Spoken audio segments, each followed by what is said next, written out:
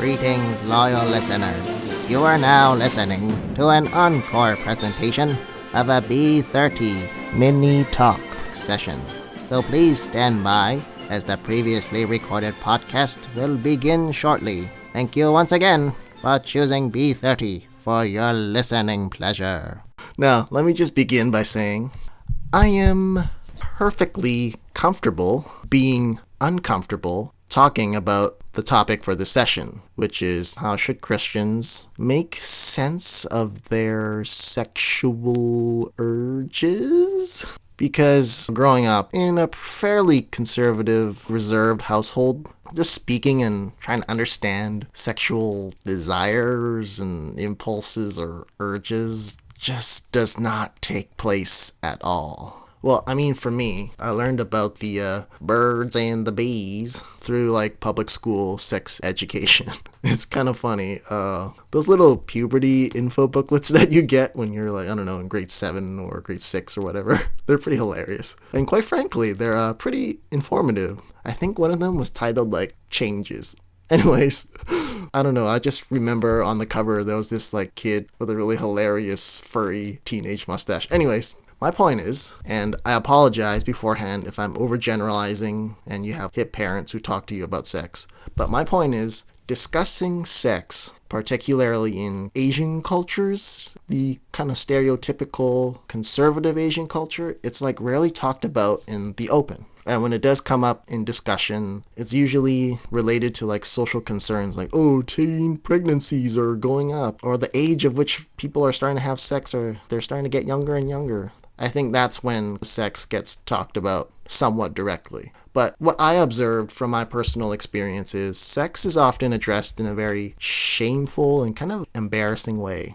And I came across an article written by a pastor / fairly credible writer, Michael Hidalgo, who outlines some very serious negative consequences when it comes to how we perceive sex in a very shameful and kind of embarrassing way. And I've also personally noticed that when you don't really talk about something and communicate it properly, for example, sexual urges and stuff, you start to make the wrong connections and you start to associate, for example, sex with the wrong value and you don't understand it properly. For example, let's say we examine the typical role or the typical behavioral expectations of a young woman. Say you're a young woman growing up raised on church beliefs. So the general rule of thumb is if you have sex, well, first of all, premarital sex is prohibited. And furthermore, if you do it before marriage, the general rule of thumb is your self-worth kind of goes down. And sometimes certain religious leaders may unintentionally demonize women who are sexually active prior to marriage. You hear terms like secondhand goods or you impure,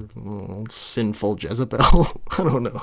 No idea. But my point is, they use these scare tactics to elicit compliance. I know, sounds like a sociology lecture about how bad religion is. But my point is, for these preteen ladies, they're growing up and now they're starting to experience some bodily changes and they're developing feelings of the sexual nature and they're just curious about physical arousal and stuff. But they've grown up in a church setting where they've been told, you're a good Christian girl and you shouldn't be having those, impure thoughts and feelings. So what does a religiously devout girl do? Well, I guess you gotta ignore those urges and keep them deep down inside and don't tell anyone to keep up with appearances that you're pure and you're wholesome. How does that help a developing young woman understand her sexuality? But it gets worse because things get more complicated when you go outside of the church or religious setting. Say an urban U.S. public school setting where you're in a peer group situation and there's kind of unspoken, I wouldn't say expectations, but there's kind of an unspoken norm where women haven't had sex yet. They're kind of perceived as undesirable and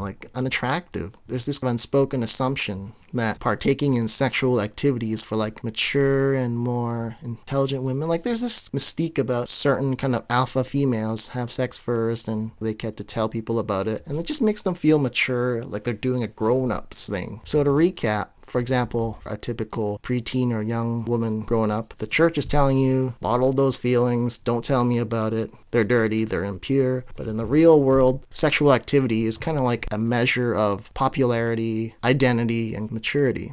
man, no wonder women experience so many hardships and struggles and afflictions, like, I don't know, body image issues and eating disorders and depression, and they harm themselves by cutting. And I guess when you get all these conflicting messages from the outside progressive society, and then you got your very conservative religious setting, these conflicting messages can really produce some emotional and psychological strain.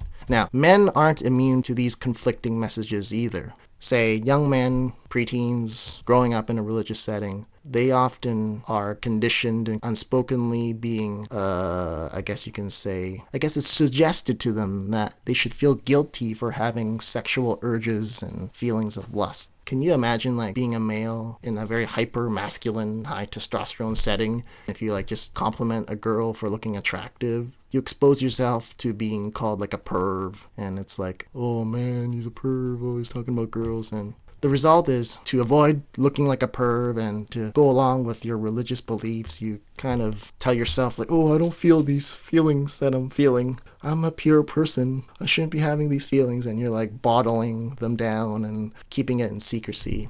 Factor in hormones going on for early teen males, and you're experiencing new feelings and your body's going through changes, so you don't know how to make sense of all these new impulses and desires and urges. What's the result? You got your guilt, you got your shame, you got secrecy, you got hiding, and when you mix those all up in a big tall glass of despair, you start to withdraw. It is not a pleasant experience. And to complicate matters, for young men outside of, like, a religious context, and they're in that progressive society setting where, I don't know, maybe you're hanging out with a bunch of buddies, and once again, it's that high testosterone, hyper-masculine vibe going on when there's a group of guys. I don't know what the young fellas do nowadays, hang out at the mall and check out girls, I don't know, but teasing each other and checking out girls, and everyone's trying to sound all macho and stuff. And the reality for men's expectations in that context is the one that's the virgin gets poked fun at and gets ridiculed. And it's almost as if sexual desire and acting on sex is like a rites of passage where your masculinity is measured by your prowess to attract women, and I don't know what they call it now, the ability to close the deal. So once again, the whole reoccurring pattern for males and females is, if you've grown up in a very conservative religious belief setting, sex is dirty, it's impure. But it's not when you're married. But before marriage, it's impure and gross. Don't do it. But then the progressive world outside of your home or religious setting is telling you your attractiveness, your desirability is defined by your sexual prowess. It's confusing, isn't it? Now, the conservative Christian view attempts to solve this confusion by having outspoken Christian leaders do the blame game. You blame mainstream pop culture and media for popularizing sex. They're constantly barraging us with the sexual messaging through, like, movies and music videos and the commercials and internet. The people are barely dressed and the body parts are showing and exposed. Blah, blah, blah. But the problem is, that's scapegoating. You go, oh, it's the media's fault. Oh, it's society's fault. As I was going back and referring and thinking about this topic, I looked back at Pastor Hidalgo's suggestions, and he said that when you start doing the blame game, you're actually not asking the right question, which is, why is sexual messaging so effective in the first place? Is it possible that sexual desire is hardwired into us? Maybe it is part of our fundamental core to be sexual beings. So what the quote-unquote immoral or unethical media is only guilty of is identifying this human affinity for sex and just using it to their advantage. I guess they're just using what's already there and making money or off of it. So just putting some ideas out there. Why is sexual messaging so effective in the first place, as opposed to just blaming the media? Pastor Hidalgo also goes on to explain how he's not entirely sure that what people want at the deepest level is sex. So what that means is, when you experience sexual desire, maybe that desire doesn't necessarily mean that you want sex. Maybe what this sex-crazed culture really wants is what sex actually promises, which is the feeling of being desired. Maybe it's not a sexual thing. Maybe it's just the feeling that you like or you want to be desired by someone else.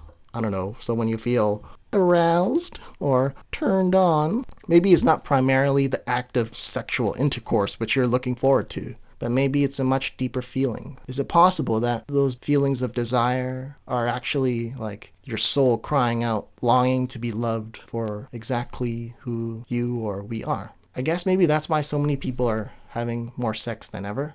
I guess people are hungry out there for another moment for which they feel desired and accepted and loved by another person. So I guess when people have sex, it's kind of like a tangible way for anyone to find or feel longed for and loved and for who they are. Even if it only lasts for, I don't know, a couple minutes, a moment, I don't know.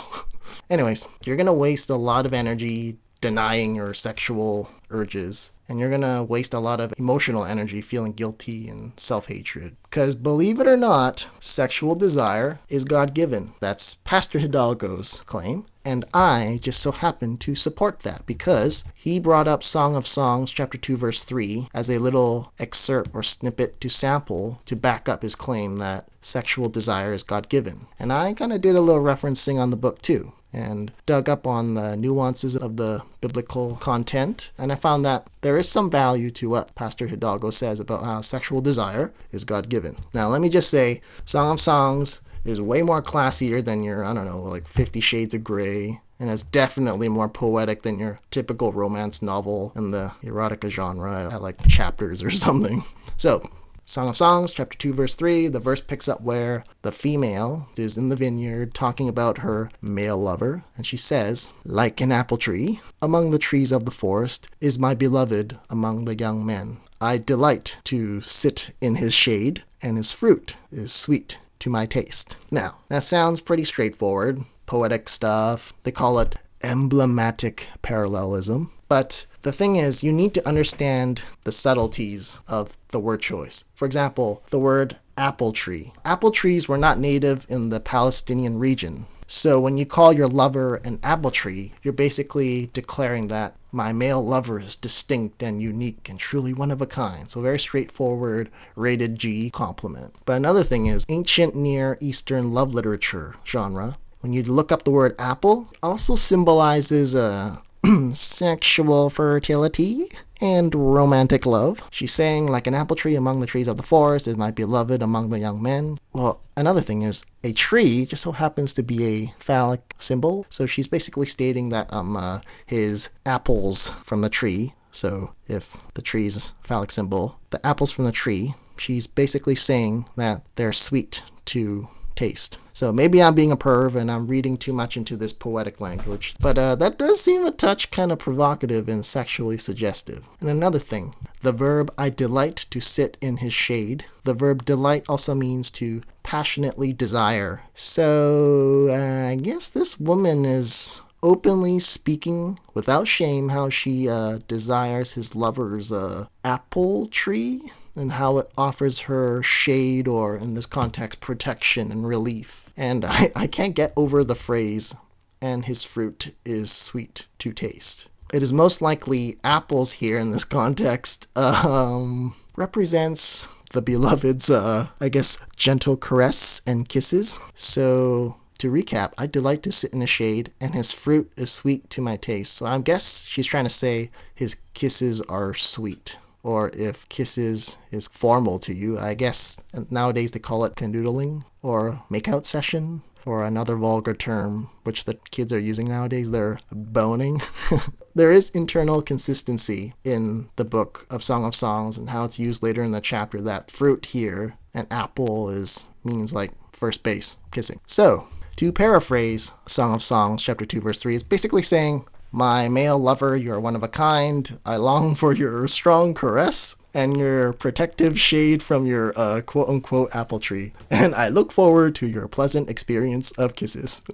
Now, here's a disclaimer. You don't have to believe in this interpretation, that it's 100% true. Because after all, it's just an extended metaphor for those who subscribe to this erotic view of Song of Songs. But the point is that Christian romance and eroticism is rooted in a desire for wholesome love and longing for physical union. So it's love, union, it's very wholesome. What you can deduce from this biblical precedence is that to want something in a sexual or in a very sensual manner is not bad. But what gets you in trouble is when your sexual desire gets twisted by this dreaded L word in Christianity, which is lust. Lust as in that intense impulse where it's purely physical and selfish in nature. Lust just basically means like you want to make yourself feel good, and it doesn't really have a lasting effect. Now that's what you're trying to avoid, that empty, make yourself feel good effect.